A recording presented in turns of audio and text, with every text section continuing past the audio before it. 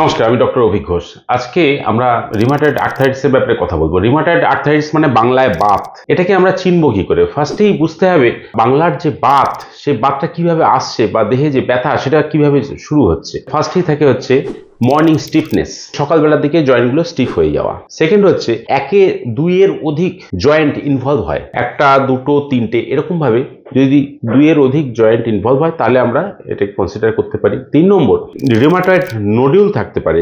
এই জায়গাটা, এই জয়েন্টটা যদি ফুলে যায়, এখানে একটা গিট মতো পাওয়া যায়, একে বলে রিউমাটয়েড নোডুল, এটা ডেভেলপ করতে পারে। ফোর্থ হচ্ছে symmetrically affected of the Joints. কখনো বা ইন্ডেক্স ফিঙ্গারের এই জয়েন্টে যদি এফেক্টেড হয়, পেইন অ্যান্ড সোয়েলিং হয়, তাহলে প্যারালালি এই জয়েন্টেও অপোজিট হাতে এখানেও সোয়েলিং দেখা যেতে পারে। তাহলে এটা কি হলো? এটা হচ্ছে সিমেট্রিক্যালি জয়েন্ট ইনভলভ হলো। আর ফিফথ হচ্ছে এখানে আরএ ফ্যাক্টর পজিটিভ থাকবে। রিউমাটয়েড আর্থ্রাইটিস এটা হচ্ছে ব্লাড টেস্ট, সিআরপিটাও বেশি থাকে। এটা গেল হচ্ছে সিমটমস, যেটা দেখে আমরা বুঝতে পারি যে রিউমাটয়েড আর্থ্রাইটিস হয়েছে। এর সঙ্গে দেখা যায় কিছু ডিফর্মিটিস গ্রো আপ করে। এই ব্যথা যদি দীর্ঘদিন ধরে চলতে থাকে তাহলে পেশেন্টের ডিফর্মিটিস কি কি আসে সেটা শুনে নেওয়া যায়। 1 নম্বর ডিফর্মিটিস হতে পারে, সেটা হচ্ছে সোয়ান নেক ডিফর্মিটি, আঙুলটা বেঁকে এরকম হয়ে গেল এবং এইভাবেই ফিক্স হয়ে থাকছে। সেকেন্ড হচ্ছে জেড ডিফর্মিটি, মানে আঙুলটা এরকম ভাবে জেড এর মতো বেঁকে রইল।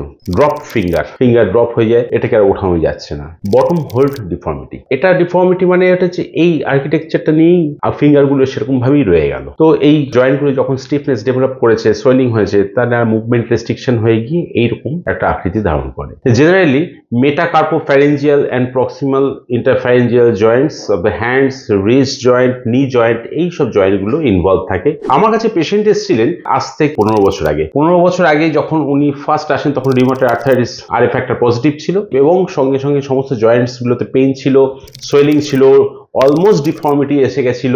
সেই অবস্থায় আমরা স্টার্ট করি। কয়েক বছরের মধ্যেই তার এই ডিফর্মিটি গুলো চলে যায়, মুভমেন্ট গুলো রেস্ট্রিক্টেড ছিল সেগুলো নর্মাল হয়ে যায় এবং তারপরে থেকে এখন ফ্রি। আমরা দেখিয়ে নেব।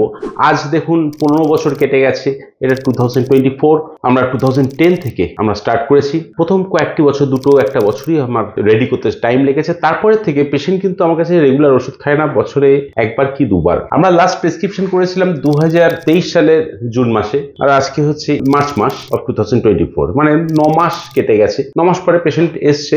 আজকে কি আপনার কোনো ব্যথা আছে? না। এসছেন কেন? আমি এসছি দেখাতে, যে একটু ভালো থাকার জন্য। মানে এই ব্যাপারটা হচ্ছে যে ওনার একটা প্যানিক আছে। উনি জানেন, উনি সব ডাক্তারবাবুদের সঙ্গে ওঠা বসা তো কম করেননি। উনি জানেন যে এই ব্যথা কিছুতেই যেতে পারে না, সুতরাং এর একটা প্রিকশন উনি নিয়ে রাখেন। আমিও সেভাবে বলেছি যে বছরে একবার অথবা দুবার তিনি যেন মেডিসিন একটু খেয়ে রাখেন, তো তাহলে ব্যথাটা আসবে না। আগে আপনার কোথায় কোথায় ব্যথা স্টার্ট হয়েছিল 2010 সালে? হাতের আঙুলে, হাতের এই কবজাতে, এই পায়ের গোড়ালিতে এবং হাঁটুতে, এই সমস্ত ফুলে যাওয়া, লাল হয়ে যেত, ব্যথা যন্ত্রণা স্টিফ হয়ে গেছিল, নড়তে পারছিল না, এরকম কোন স্টিফ এসে গেছিল? না, নড়তে পারা হয়নি, তবে ওইগুলি ফুলে ফুলে যেত, আমি নাড়াতে পারতাম না, হাতে ব্যথা থাকতো। তারপর আমরা 2010-এর ওই সময় যখন দেখলাম, কতদিন মোটামুটি আমার রেডি করতে কতদিন টাইম লেগেছিল? হ্যাঁ, আমি তো প্রত্যেক মাসেই আসতাম, 2 মাস পরে, 3 মাস পরে আসতাম। তারপরে আস্তে আস্তে 2-3 বার করে রক্ত পরীক্ষা করা হলো।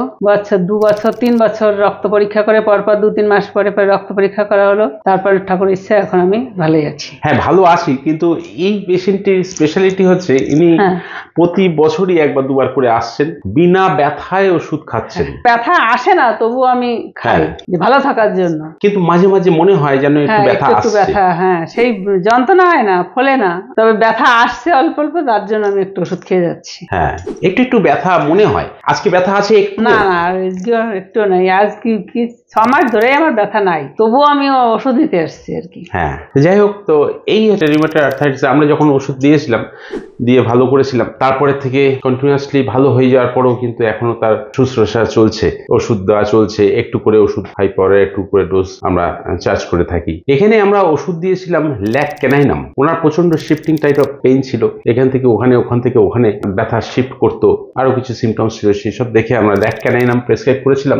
আরো ওষুধ প্রেসক্রাইব করা হয়েছিল, যেরকম গুয়েকাম ছিল, গুয়াকো ছিল, এরকম পরপর ওষুধ আমরা ব্যবহার করে আমরা অনেকদিন আগে আগে ছুটি দিয়েছি, কিন্তু তাও পেশেন্টকে এখনো আমরা ওষুধ দিয়ে যাই বছরে একবার দুবার, এই আর কি, যাতে পেশেন্টটি বহুদিন ভালো থাকে। তার মানে এটা হচ্ছে রিউমাটয়েড আর্থ্রাইটিস, এটা জেনারেলি সারে না, কিন্তু এভাবে যদি পেশেন্ট দীর্ঘ 15 বছর ভালো থাকতে পারে, একেই আমরা সারা হিসেবে মেনে নেব। আজ পর্যন্ত আপনার এই ব্যথার লাস্ট 15 বছর আর অ্যালোপ্যাথি ট্যাবলেট খেতে হয়েছে? না, ট্যাবলেট আমি কোনো খাইনি। ব্যথা ওষুধ খেতে? কোনো ব্যথার ওষুধ খাইনি আমি আজ এখনো। পর্যন্ত আর না, খেতে গ্যাসের ওষুধ বা কোনো কিছুর ওষুধ আমি খাই না। তো এখানেই আমাদের এখন সার্থকতা, ভালোই আছি।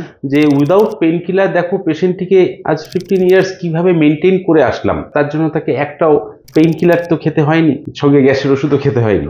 এটাই আমাদের পাওনা হোমিওপ্যাথির কাছ থেকে। হোমিওপ্যাথিতে কোনো অ্যাকচুয়ালি পেইন কিলার্সই নেই। পারফেক্ট মেডিসিন দিয়ে জয়েন্টসের ইনফ্লামেশনকে কন্ট্রোল করে, তার ফোলা, তার গরম ভাব, সেটাকে কন্ট্রোল করে তবে গিয়ে তার ব্যথা কমানো হয়। তাই হোমিওপ্যাথি যখন আমরা কোনো ব্যথা বা জয়েন্ট সোয়েলিং নিয়ে যখন পেশেন্ট আসে, ফার্স্টেই যদি আমরা ভাবি যে কেন কালকের মধ্যে ব্যথা কমলো না, একদমই ভুল। কারণ যতক্ষণ না ওই ইনফ্লামেশন, ওই জয়েন্টে ইনফ্লামেশনটা যতক্ষণ না কন্ট্রোল হচ্ছে, ততক্ষণ না পর্যন্ত ওর ফোলা না কমছে, ততক্ষণ পর্যন্ত গরম না কমছে, ততক্ষণ পর্যন্ত ওর ব্যথা কমতে পারে না। তাই ব্যথাটা হোমিওপ্যাথিতে লাস্টে কমে, আগে সিমটমসগুলোকে কন্ট্রোল করে, তবে গিয়ে ইনফ্লামেশনটাকে কন্ট্রোল করে, তবে গিয়ে ব্যথা কমতে পারে। We have no pain killers. সেটাই হচ্ছে আমাদের সব থেকে বড় আশীর্বাদ, যে আমরা পেইন কিলারকে যথেচ্ছ ব্যবহার করতে পারি না, বা পেইন কিলারের যে সাইড এফেক্ট সেটা আমাদের হোমিওপ্যাথিতে নেই। যেরকম কিডনি, লিভার, লাং এর উপর যেরকম সাইড এফেক্ট আছে, এটা আমাদের কিন্তু হোমিওপ্যাথিতে নেই। তাহলে এই পেশেন্টরা যারা প্রচন্ড ব্যথায় ভুগছেন, তারা সঠিক ওষুধ যদি পাওয়া যায়, খুঁজে পাওয়া যায়, মানে কেস টেকিং করে, তাহলে তাদের ব্যথা কমানো সম্ভব, এবং